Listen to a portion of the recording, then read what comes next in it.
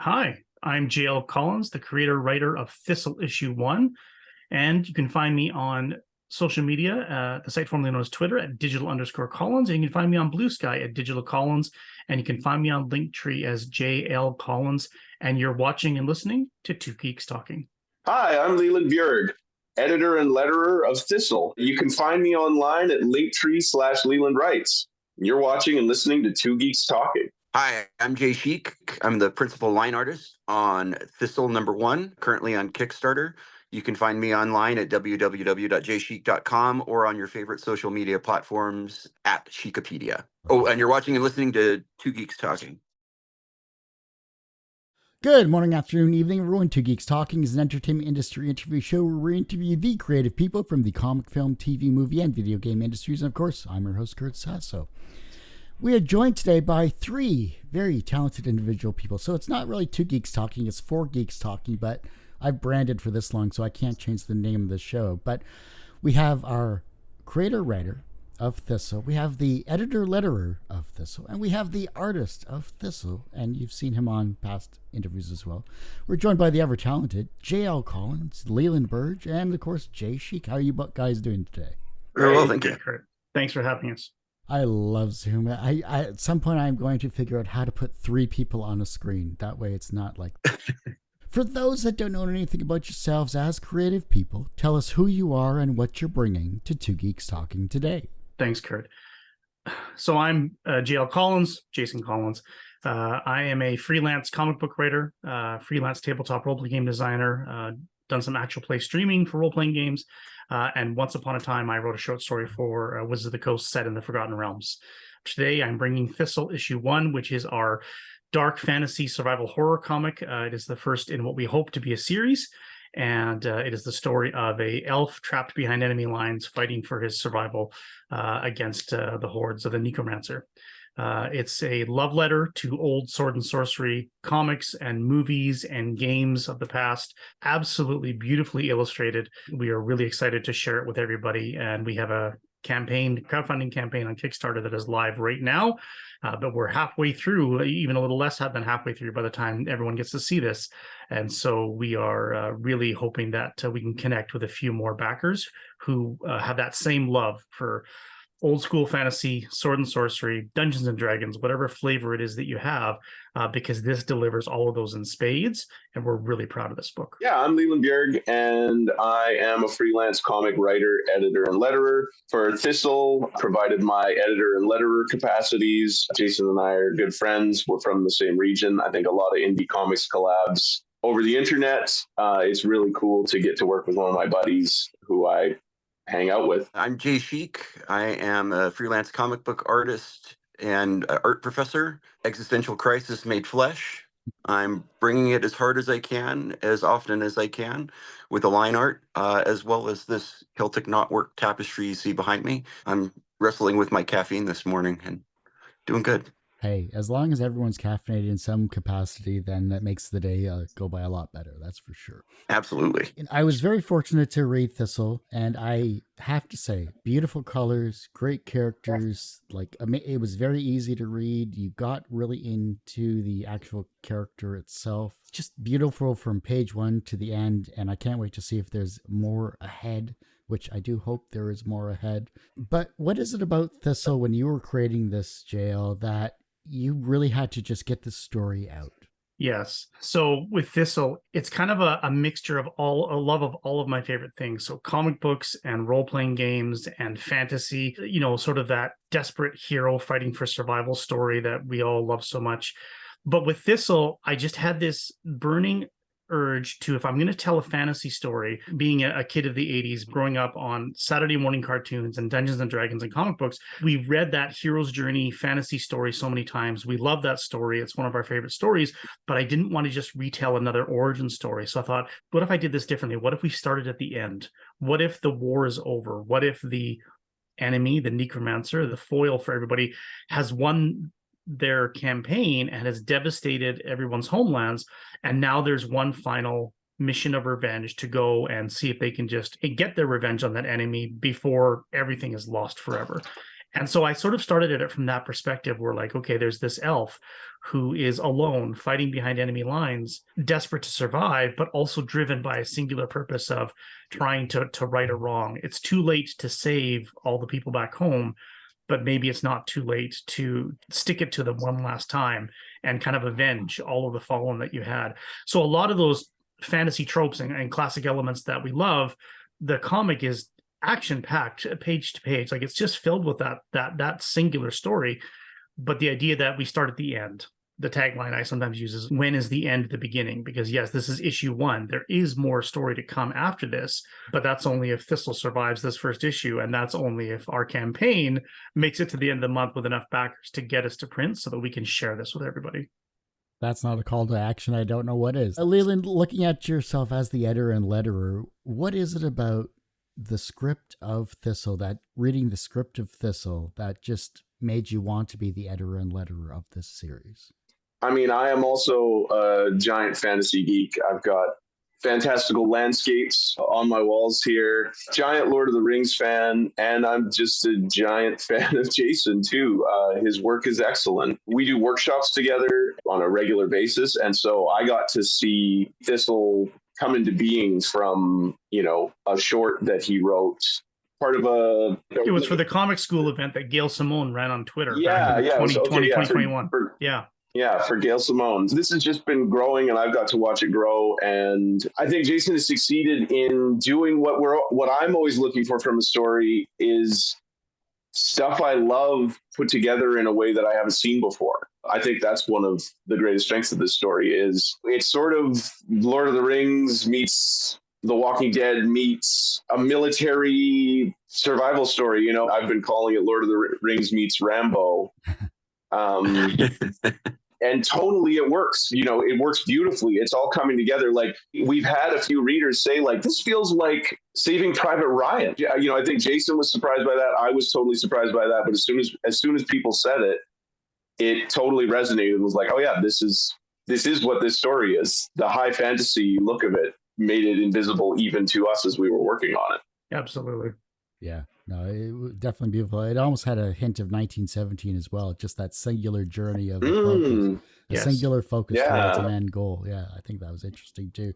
Jay, obviously you're a very talented artist. We've had you on in the past as well, and you keep pushing your creative boundaries. And I think this was a wonderful story for you to draw. Just an incredible story that I definitely want to see more issues of. What was it when you read the script you thought, I have to draw this right away? What was that first image that popped into your mind? It's hard to say for sure. When I first started getting into illustration as a kid, I was cutting my teeth on scenes from Lord of the Rings. Always been a very big Lord of the Rings and fantasy fan. In fact, I'm wearing my Ring of Power here right now. For me, in getting into comics, it was less about just getting to draw high fantasy, but the sheer variety of things that I get to draw. And I really like how Leland put it, getting to see things that I love put together in a new way, or in a way I haven't seen before. Having been part of this story for a while now, and seeing it evolve, seeing different aspects of it, glimpses of what comes after what we've just done. And it's just been extremely enticing from the start to get to dive into that world and flesh it out visually. I hadn't gotten to do a project like that yet, at least not in my professional career. It was impossible to say no to. What is the misconception about high fantasy that people who don't follow the genre misunderstand?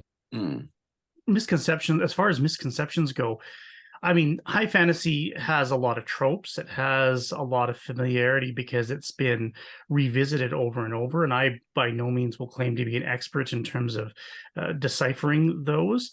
But in terms of misconceptions, right, for us, in terms of, North American fantasy fans, there's that Western fantasy bent where it's very European, it's very white, it's just very, the fantasy races all look and sound the same. There's a lot of stereotypes that occur, of course. I think that for some of that, it can just be a bit tired. It can be a little bit, been there, done that.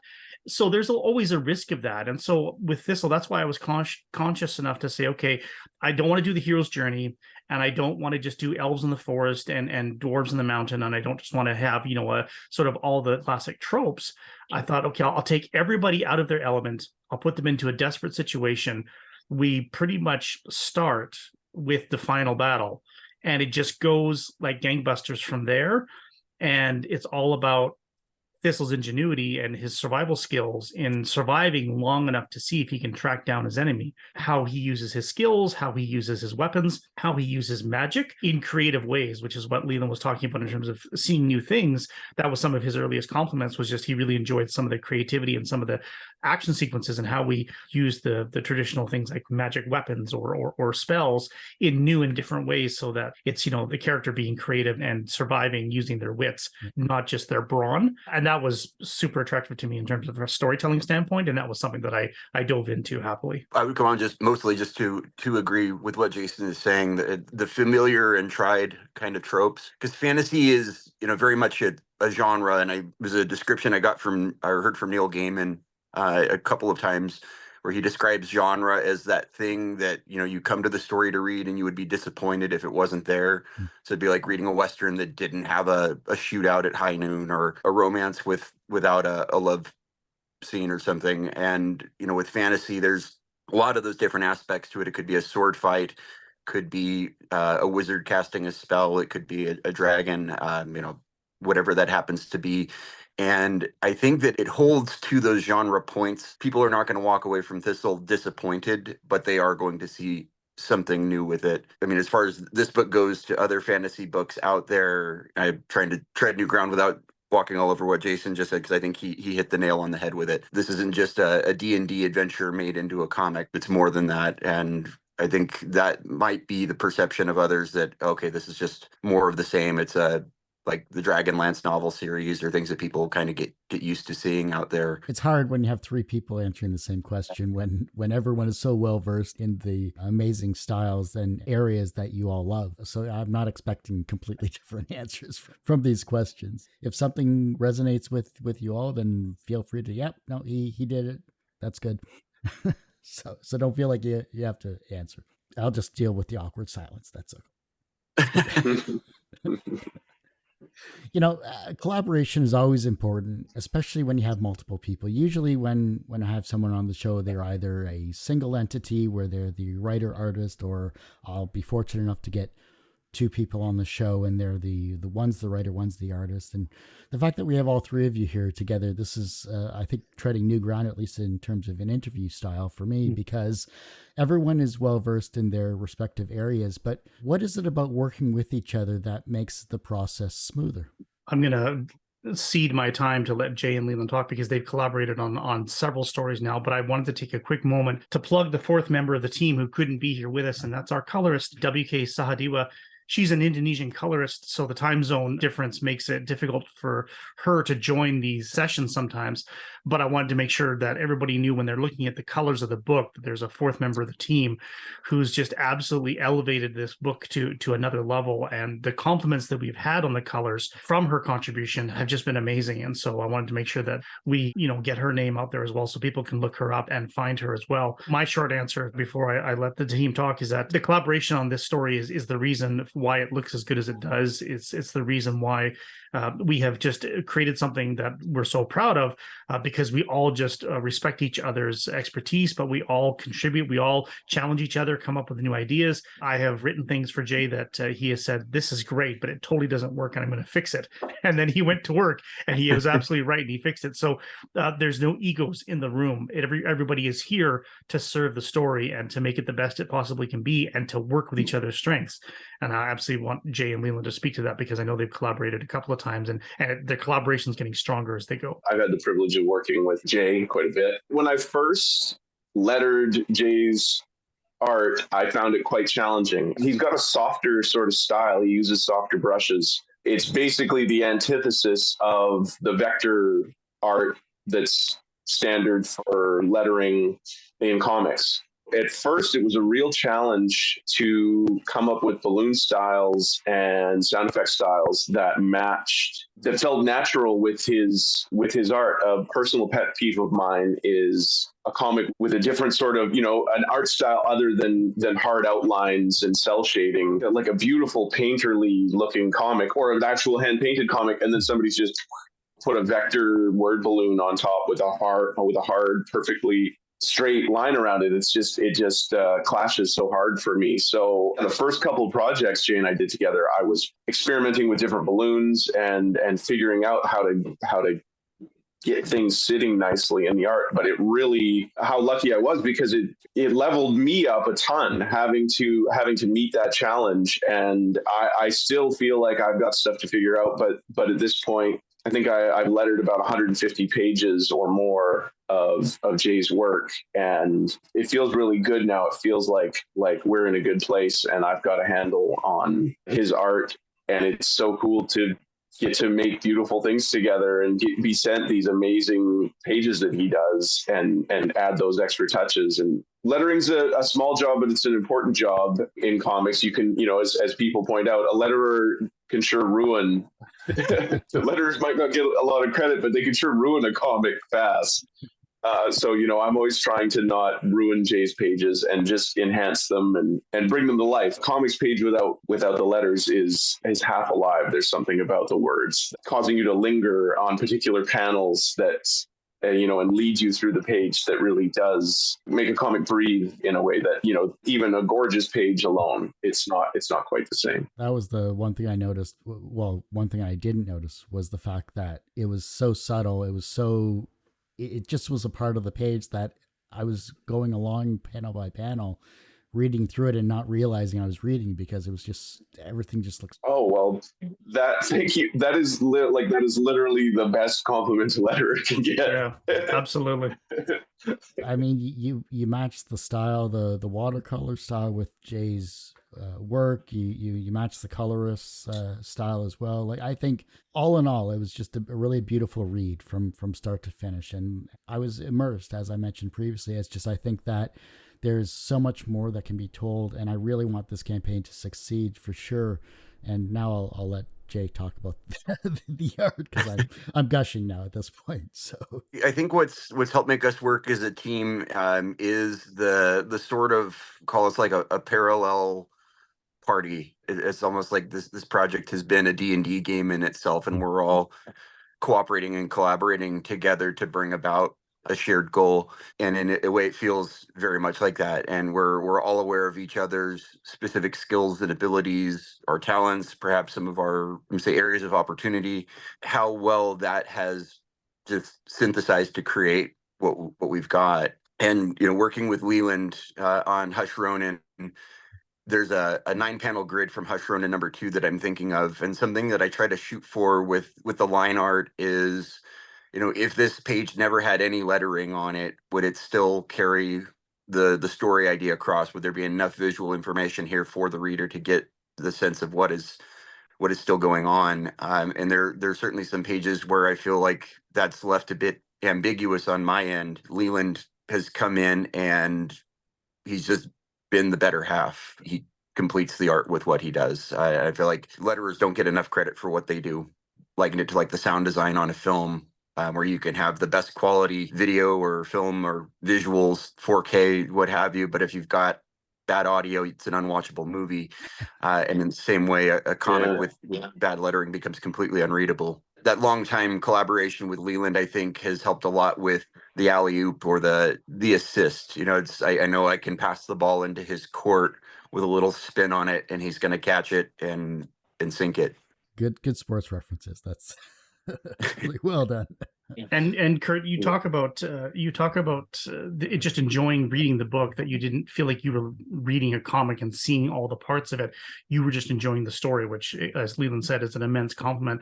Leland and I had a ton of fun as Leland was lettering the book and would send me the pages, and we would look at it, and we would be brainstorming the ideas to make it fit within the panels and to make it match Jay's art, and to make sure that we were doing things that weren't jarring and that were cinematic, for lack of a better word, to fit into it. And there are so many pages in the book that are just fun. They're just fun to read, and they've got sound effects, and they've got captions, and they've got noises happening, and it's just, but it all just, it fits within the comic. And Leland made it his mission to make sure that every time he was adding in a new sound effect or a new set of dialogue or words, that it matched the tone of the book. And so it was I think part of his personal drive to achieve that, and it's clear to me that he did so, absolutely. But it was fun seeing that come to fame. It was one of those few times when it wasn't the grind of making the comic, it was the joy of making the comic, and it was a huge part of that. Well, I mean, if you don't enjoy making a comic, then why are you doing it? I mean, Not for completely agree money, with that. that's for sure. hey, you can make money in comics. What? No, I kid. You know, everyone usually asks, what's the wisest piece of advice or what's the most BS piece of advice you've ever received? But what is the second wisest piece of advice that you've received that's stuck with you in your career? I got one. I was lucky enough to, I got really into making comics 8 or 9 years ago. And as it turned out, a professional comic writer lived on my block. I got to be friends with Ed Brisson. He's since moved to the East Coast. The piece of advice he gave was write shorts, because I was working on a big 20-issue epic thing. And yeah, to get from somebody in the industry like, hey, I broke into the industry with Murder Book. It was a collection of short crime stories I wrote. Short stories are great.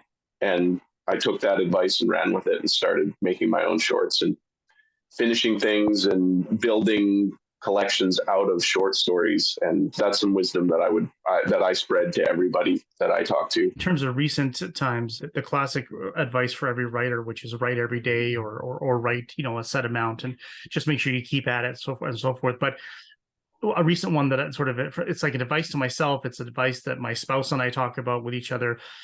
Leland talked earlier about how we get together and we have workshops, and there's a group of us in our local geographic area here in British Columbia that we all get together and we crunch each other's stories and scripts and art pages and such.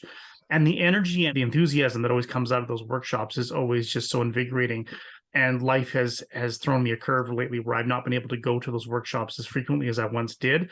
And I miss that immensely. But the advice is finding your people, finding your circle, getting a few people that you trust that will give you honest feedback. And it's not to say collaborating, but just sharing with them, going in and providing honest critiques for each other so that you get better at that. Don't let life take that away from you in terms of schedules and work and responsibilities, and carving out one time for one more thing during the week can be really, really challenging. And I know that. If you can find your circle and stick with that and encourage each other in positive ways, but also in critical ways and challenge ideas and make each other better as a creator, whatever your discipline, that's invaluable. And that's something that I would always encourage everybody to try and pursue. I got two pieces of advice in the same week about 6 years ago, and it sort of springboarded things to where the current momentum that I've been chasing now for about 6 years. I'll go with one of them from Kit Seaton, the writer-artist or one of the writers and the artist on Norway from Image Comics. She was a professor of mine at Cal State Fullerton when I was in the grad program. And I think myself, like a lot of people, I was working hard at what I was doing, but I was hesitant to show it to the world, waiting until I had reached some kind of personal standard of, okay, I'm good enough now. I can actually jump out there and start showing my work and trying to find work. And it was before class one afternoon, and she'd asked about something I was working on, and I forget what it was at that time, but she came back with hey, you should be sending this around.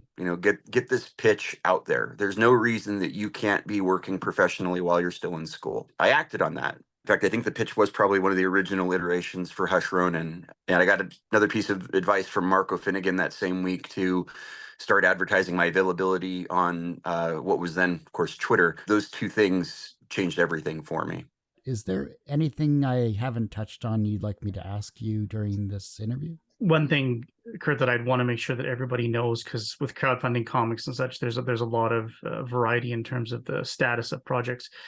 Thistle Issue One is done. It is 24 pages. It is jam-packed. The comic is finished. All aspects of the work are done. From a risk standpoint, from a backer, if you are a fan of indie comics, there is zero risk to you. The only risk is how many of the variant covers you want to pick up, because there's two choices there, and they're both fantastic. The comic is finished, and so we are so proud of the fact that we're going to be able to deliver this into the hands of the backers. And we just want to make sure everybody knows that when you're scrolling the absolute wealth of projects out there on crowdfunding, that if this old school sword and sorcery fantasy comic is appealing to you, that the project is done. And so you're going to get that comic in your hand if you can back us, but we need you to bring a friend and get a few more backers to help us as well. Rightly so. I mean, or else you're not going to be able to make issue 2 of Thistle. and then Kurt will be disappointed. So we don't want to disappoint Kurt. I will be, because then I won't be able to get to talk to all three, and maybe we'll change the time zone so we can get You're That's amazing right. colorist as well. So That's it'll right. be 3 a.m. for us, but it'll be PM for her. So, what was an early experience where you learned that language had power? Ooh, that's a good question.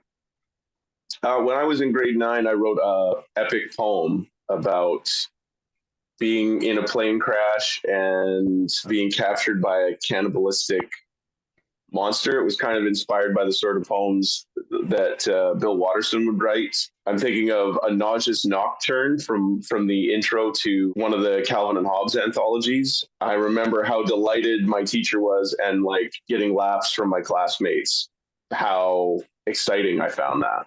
I took creative writing in my senior year of high school for obvious reasons. I didn't know necessarily what to expect of it, but at the end of the year, she was my favorite teacher, and it's the only class I got an A in. So I guess that says something. I went and got her to sign my yearbook, and in my yearbook, she wrote, "Jason, we're not supposed to have favorites, but," and that was how she left it, and that's stuck with me. That whatever flailing attempts at storytelling that I was putting onto pages, and as a 17-year-old high school kid, that this creative writing teacher, and that was sort of, she was English and creative writing, and that was her two disciplines for the high school, that stuck with her enough that she made a personalized comment in my yearbook as opposed to just wish you well or good luck in life.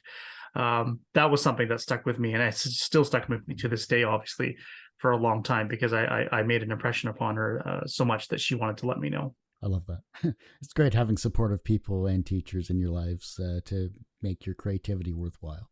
And the questions are these. And there are no wrong answers, by the way, but if you go see your psychologist afterward, I'm not paying your bill. Everyone has one person that inspired them on their path to where they are today. Who was that for you?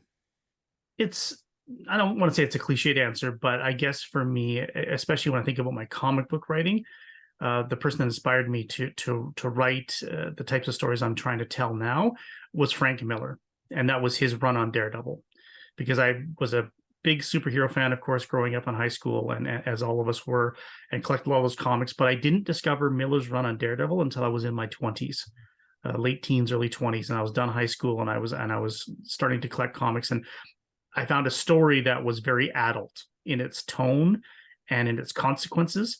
And it was not something that, in my limited experience, because obviously I hadn't been exposed to enough good stories from a comic book standpoint, not novels, but comics, I hadn't encountered that before, where the hero could lose in a big way, and the consequences would stick. It was just really just exciting and invigorating. And so I became a big fan of that run and referenced it a lot when I started to think about the types of stories that I wanted to tell. I feel like inspirations for me it's kind of this constant enormous game of musical chairs, and there's always somebody seated and somebody not. The one that comes to mind, at least to where I'm at now, and I don't think I've answered with this person before in this capacity, but the artist Joshua Hickson, and specifically his work on Shanghai Red in 2018, seeing that artwork and then revisiting, say, similar work by like David Mazzucchelli. I'm not saying like I was seeing my own work reflected in it, but I saw something that I deeply enjoyed, and I felt like this is a goal that I can shoot for with what I'm doing, to produce work that creates this same kind of emotional resonance, has the same kind of realistic effect. That was a big catapult early on where I was working professionally. Well, for me, I always bounced between different creative pursuits. I was obsessed with poetry in high school, and then music. I was in a hip hop group. I have a lot of rap songs I wrote back in the day, and then screenwriting, and then comics. And I always struggled to finish projects, which I think is very common for lots of creatives. I think part of the reason I struggled to finish is that I'm very critical. I have what I call editor brain, which works great when you're being an editor and somebody else is bearing the burden of creative generation. That's the piece that I struggle with. And I saw it was an interview with Dan Harmon early in the early days of Rick and Morty. And he, I think he was asked, like, what advice would you give to people? And he said something along the lines of, I'm looking over here because this is literally my desktop wallpaper here. You're a very critical person. You know you can make something that sucks. You live in terror of it. So do that and then criticize it and fix it. And for whatever reason, for me, that sort of blew the dam open. Having a creative I really respected say he struggled with just making something and sort of giving me permission, like, just make something that sucks. You're a good editor. You'll be able to fix it. That idea, like, of, some creatives, you find something and then you shape it, right? If you're a potter, you get a chunk of clay. If you're a sculptor, you get a piece of marble. If you're a writer, you get the dreaded blank page, right? And same for an artist. And yeah, being told just make something bad and then you can make it good was, I don't know why I didn't think of it. I needed somebody to tell me that. And my outputs and my completion rates tripled after learning that. So now I have to ask, is one of these perks a rap by Leland, the master wordsmith? Maybe it should be. I haven't written a rap in 10 years, but I still got it. I still got bars. The Thistle rap by Leland. There you go. Oh, there's another backer milestone reward, right? I occasionally come up with nuggets like this these days. But there you go. It is what it is. From a professional standpoint, you are all creative and successful in your respective fields. And of course, Thistle is completion. So we just have to get it into the hands of the masses. So you're successful in that regard as well. Do you consider yourselves personally successful? Imposter syndrome's a real bitch, isn't it? Mm-hmm. Yes, it is. Yeah, successful. I mean, I'm ticking a lot of boxes in terms of creative endeavors that I've wanted to do. Like I've wanted to write comic books since I was 14 years old. And Leland and I talk about this. We talked about this at our workshops all the time. If you've written a comic script, congratulations, you're now a comic book writer. It doesn't matter whether it was published. It doesn't matter if anybody's even drawn it. The job of the writer is to write the script. And if you've completed your script, as rough as that first draft is, congratulations, you're now a comic book writer. Does professional mean only published? Does professional mean only that's something that's made it to print, that you've actually shared out there, or you posted it online, you've had a web comic or something, and now you're professional? I would never put anybody into a box and to try and define that. But for myself, I've done published freelance comic book writing. I've done published freelance tabletop role-playing game design. I've been a game master and hosted my own actual play role-playing game stream now. I had the delusional dream of actually getting a short story published by Wizards of the Coast that was published in one of their anthologies, set in the Forgotten Realms, which was, like where I lived in my teen years for so many years, and then getting to be a contributor to that space. So I've been able to tick a lot of boxes to say, yeah, I'm a professional freelance writer. Sure. But I think for me, and that's kind of what Thistle represents now, is that I've contributed to other people's stories, and now this is my story. And so whether I will ever claim ownership of the professional tag, if I can get Thistle into the hands of everybody, a complete story that originated up in my brain and then came to life through this amazing collaboration, that will feel like a pretty big accomplishment on a professional level, and something I could point to and be really proud of. Yes, but are you personally successful? Oh, personally successful. Oh, sure. Thank you for reframing that. I mean, sure, because I've got a day job that's been my career for over 20 years. That's successful. I have got a beautiful spouse. I've got amazing children. I've got wonderful friends, and I've got stable housing and some of those core benefits. So personally successful, personally, that absolutely. There's all the reasons that I can point to say that I'm very successful and very fortunate on the personal level. I will probably never see myself as successful. I think dopamine is a harsh mistress, and whatever bar you think you hit, you think when you hit it, you'll be happy. Then you get there and the novelty wears off, because that's how we're designed. That's how human motivation works. I love Jason's response. I think gratitude is so vital. But I think if I were writing 4 comics a month for the big 2, I wouldn't think I was successful. I would be thinking, how do I catch up with Alan Moore? that would be, that's how my brain works. That said, I'm very happy with where I am. When I look at where I was 8 years ago, when I was like, I'm going to start making comics, I'm farther than I could have, reasonably dreamed myself to be right now. So I am, in my best moments, I'm happy, but no, I don't feel successful yet. If we subtract financial success from it, and it's just personal success, I feel like I've been pretty successful. I worked in retail for upwards of 20 years. I felt trapped by it, like all of everything I'd done in high school, all the jobs that I'd had. I was kind of buttonholed into that sector. I was working for Apple retail at the time, and I came to work one day dressed similar to how I am now, with a button-up shirt and one of my sport coats, which I tend to wear from fall into spring. And one of my coworkers complimented me on it and told me I had kind of a professorly look. And just offhand, I joked back, I'm like, "Oh, dress for the job you want, right?" Except this time it didn't feel like a joke. That stuck with me. And later that same evening, I came home and I looked into applying to grad school, which I did. And within 18 months of that joking comment, I was teaching my first class in higher education. It's been going well since then. I do have to agree with Leland on the dopamine being a harsh mistress. I am always chasing that next dopamine rush. And I think sometimes success is just the ability to always keep that carrot dangling in the pursuit of what others might perceive as success. Sometimes the journey is the destination. The reverse of success is failure. How do you deal with your failures? Alcoholism. Yeah, Just kidding. that's a given. Yeah. Hookers and blowers, the other option, but Yeah. I just eat failure. Learning to love failure, learning to love the workshops like that Jason and I have talked about, learning to love bombing. I draw a lot of inspiration from stand-up comics. I think that is such a pure art form, in that in order to make your art and refine your art, it has to just be tested in front of people. Like there is no self-deception in comedy.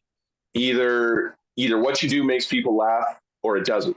And if it doesn't, you throw it out, you rework it, and you redo it. And the more you can strip away your insulation between you and some kind of audience, the sooner you will start making good stuff. So like failure is life. It is growth. It is, you need it as much as it hurts. Like you need to get hurt. So sometimes at workshops, I will literally say, like, make me bleed. Like, I'll get downright masochistic. Like, you need people to be honest with you about how your art makes them feel. If everybody just smiles and says, "Oh, it was really good," nobody's growing, nobody's improving. Yeah, you gotta fail. You gotta fail, and you gotta learn to love to fail. Yeah, you're looking for real answers, of course, right? And so for me, I have avoided risk my entire life. I've not taken chances on things for risk of failure. I've not taken chances on things for risk of not succeeding, for not feeling successful, to use that word that we just came back to. And here we are, like, laying bare my soul as we stare at the 12 days remaining on the Thistle Kickstarter, and we are nowhere near the funding goal yet. And so the risk of failure is absolutely there. And I'm not afraid of it, maybe like I would have been, 10, 20 years ago, but at the same time, I certainly don't seek it out. I don't relish the chance to do it. I always feel like I want to know, like, why would I put myself out there if it doesn't have a reasonable chance of succeeding? Why would I put myself out there if there's a reasonable chance that someone else is going to respond positively to what I do? That is something I've wrestled with my whole personal life. It's something I've wrestled with my whole professional life as a writer and as a creator, because it is so much easier to not try. It's so much easier to play it safe and to fall back on the things that you're good at. And you take for granted that the skills and the things that you've mastered, so you can go back to the well and rely on those things to get you through again and again. But to try something new and to challenge yourself, knowing that failure is around the corner. And the workshops that Leland is talking about, right? Those have been immensely helpful to grow me in chasing failure and seeking it out and saying, okay, this idea wasn't good enough, but then to be encouraged enough to say, but I actually got a better idea I can come back with. That's been an important part of my personal journey. Makes me want to paraphrase. I think this is a paraphrase from Mark Twain. And he said, never take too much from a lesson. A cat that sits on a hot stove will never sit on a hot stove again, but it'll never sit on a cold one either. And I think it's differentiating those failures. Some are like a forest fire. It becomes a foundation for new growth. But then I can think of a couple of failures in the past that have been a little bit more like Chernobyl, where it's a completely fenced off area, never to be seen or touched again. I've regretted that sometimes, not going back in and using the failure as a foundation for growth. But I completely agree with Jason and Leland were saying that, without failure as the contrast to success really doesn't have any meaning. The younger generation is looking at your work and they're becoming inspired to be creative in their own way, whether it's as a writer, an editor, a letterer, an artist, a colorist. Maybe you've inspired them on a creative path that you don't know about yet. How can they inspire the generation that follows them?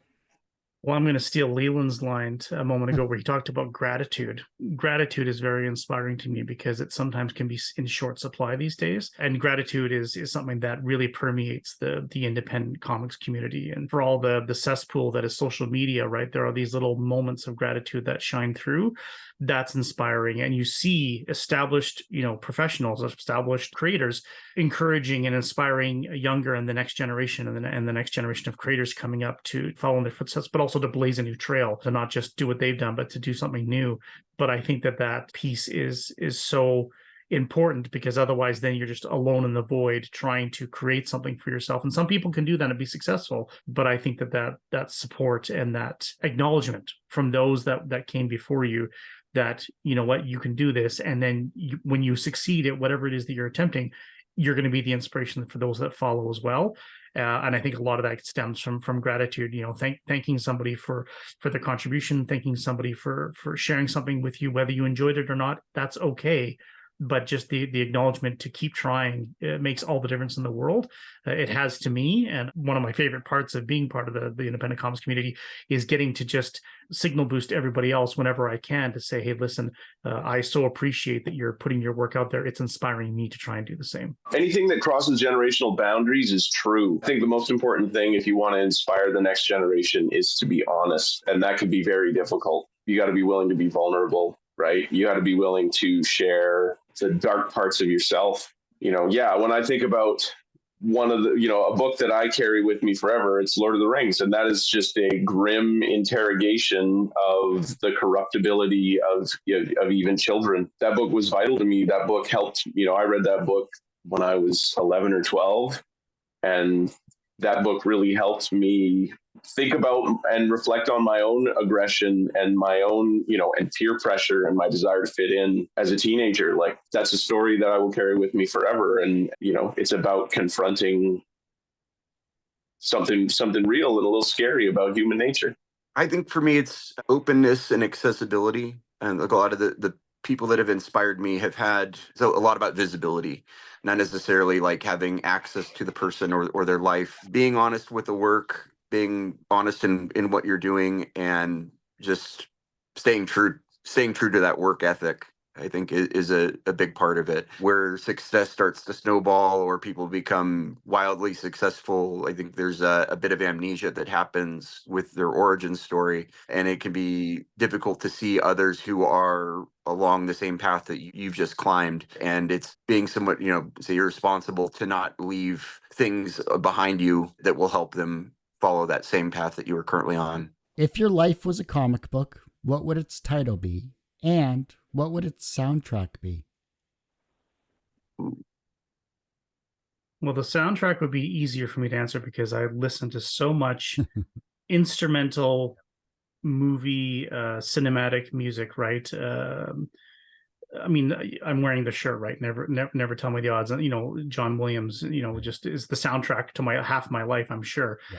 But so that would be the music in terms. That would be the soundtrack. Would be some kind of just epic orchestral, or even a little electronic, but really epic instrumental piece that just has these big crescendos and drops and rises again and is super thing. But for the title, that's a stump one, because it's so easy to be self-deprecating and to say something that would be very unkind to yourself. But I would have to think about that a little bit longer to come up with a title for my life that encompasses that entire experience.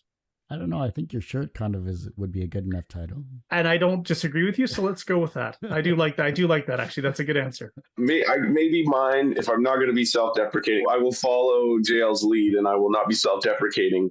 A good title for my life would be Renaissance Man, I think. I studied science at university. I've worked in construction. I'm artistic. I'm outdoorsy.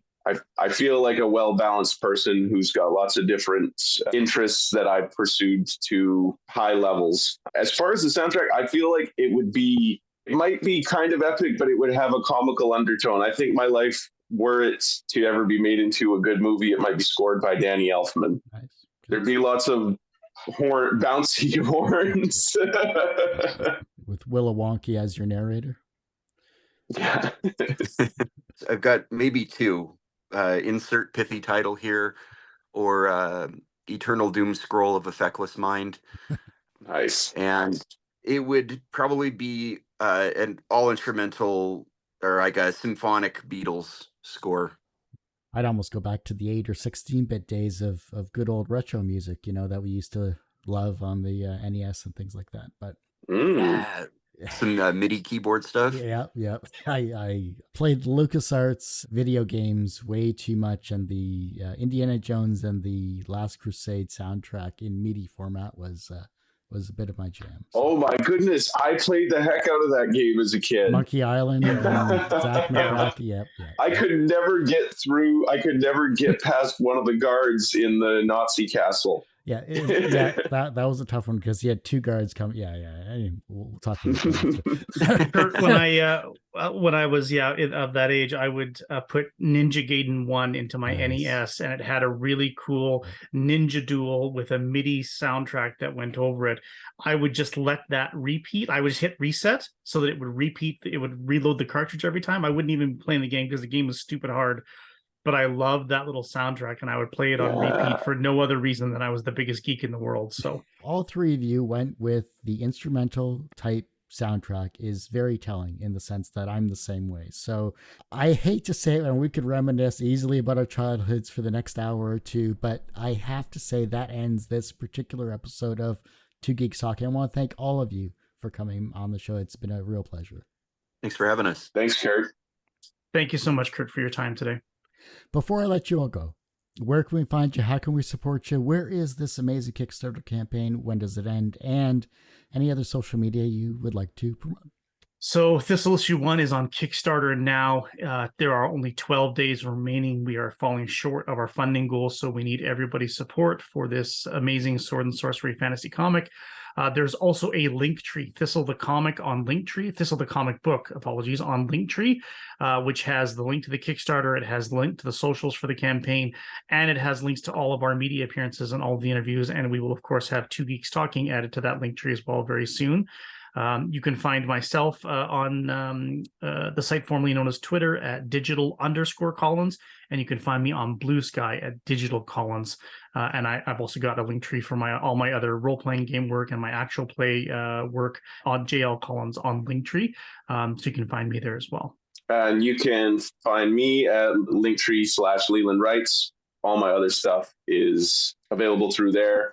I got free short comics you can check out. I got my online store. You can buy my comics directly from me. There's links to Thistle and lots of other projects I've worked on. And if you want to hire me, you can message me through there and get my skills as an editor or letterer.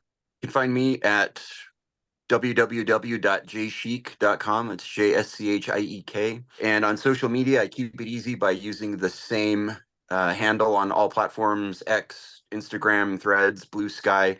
It's just at Schiekapedia, my last name, SCHIEKAPEDIA. And I'm posting new stuff, all kinds of invective on there all the time. Well, like I said, that ends this particular episode of Two Geeks Talking. You can, of course, find this interview and 1,200 plus others literally on our website, tgtmedia.com or twogeekstalking.com. That's TWO. If you do the number 2, that's a website you just don't want to go to, so don't. Website's going through a complete rebuild because it's been 10 or so years. So go to our YouTube channel. That's always updated, youtube.com/TGT Media. The podcast is back at twogeekstalking.podbean.com or just search Two Geeks Talking wherever you get your podcasts. And as I say every week, everyone has a story to tell. It's up to me to help bring that out. Thanks for listening and watching on Two Geeks Talking.